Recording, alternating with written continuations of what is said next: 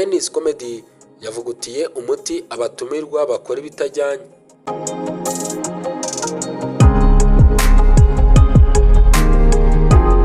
Mu gihe igitaramo cya Genius Comedy kimaze kumenyerwa nk'urubuga rutanga umwanya ku rubyiruko n'abahanzi bato bakizamuka, hari ibihe byagiye bitavugwaho rumwe n'abakurikirana iki gikorwa bitewe n'imyitwarire ya bamwe mu batumiwe bagiye banyuranya n'indangagaciro bagenderaho.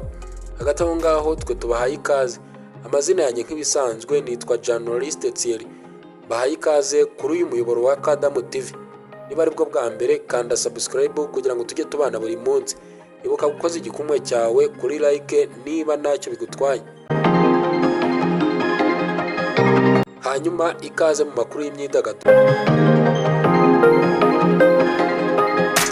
Amakuru dukesha inyarwanda.com avuga ko nyuma y'amezi 3 hibazwa ku myitwarire ya bamwe mu bahanzi n'abandi bagiye baseruka ku rubyiniro bagakora ibikorwa bidakwiye, ubuyobozi bwa SIM cyangwa se Comedy is Mine butegura ibi bitaramo bwasohoye ubutumwa busobanutse bati ntibizongera ukundi.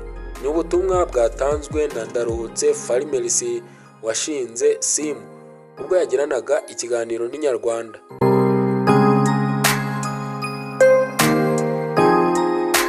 Yavuze ko basubiye inyuma bagasesengura ibitagenda neza mu bitaramo byabo, banashyiraho ingamba nshya zikomeye zigamije kurinda isura ya Genius Comedy n'intego yayo gutoza, gususurutsa no kubaka.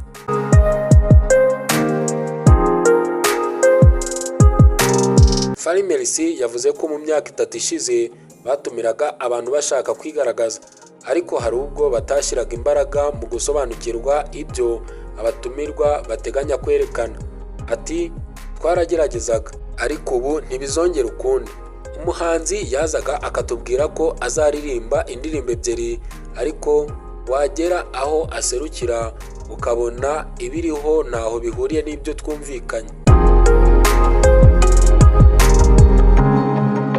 Yavuze ko hari ubwo yasigaga umuhanzi ku rubyiniro ngo ajye kunywa amazi, akagaruka agasanga ibintu bihabanye n'imyitwarire yemewe. Ibi byose ngo byabahaye amasomo akomeye, maze bafata icyemezo cyo guhindura imikorere, batangira gusaba buri mutumirwa kugaragaza mbere ishusho y'ibyo azakora. Mu ngamba nshya SIM yafashe harimo kuganira n'umuhanzi mbere y'igitaramo ku bisobanuro bw'ibyo azerekana, kureba mu buryo bunoze niba ibyo atanga bijyanye n'indangagaciro z'umurongo Genius Comedy igenderaho, kugenzura niba hari ibikorwa bishobora kwangiza isura y'iki gikorwa cyangwa bigateza impaka.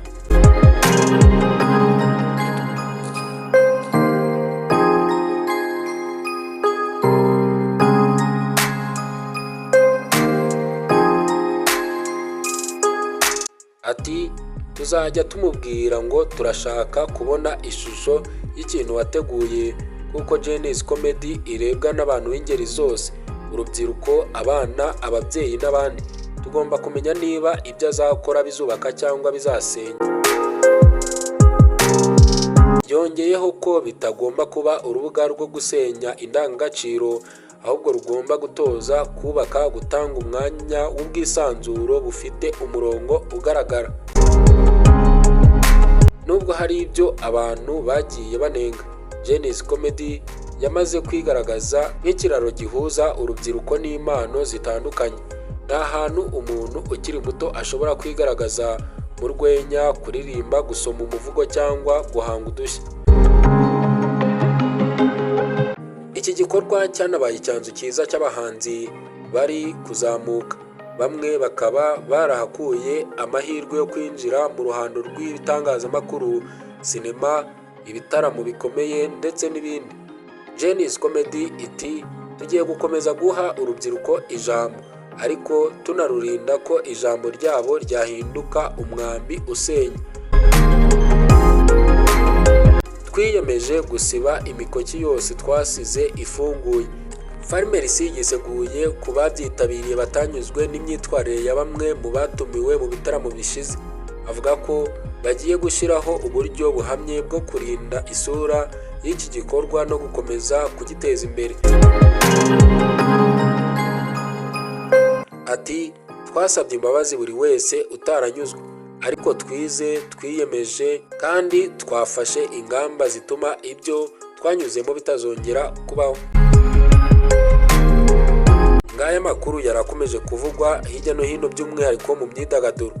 Hagati aho ngaho twe tubaye tubashimiye. Amazina yanjye nk'ibisanzwe nitwa Journaliste Thierry. Mukomeze kutureba kandi mudukunde kuko natwe turabakunda cyane. Imana ikomeze ibarinde. Hasta la vista.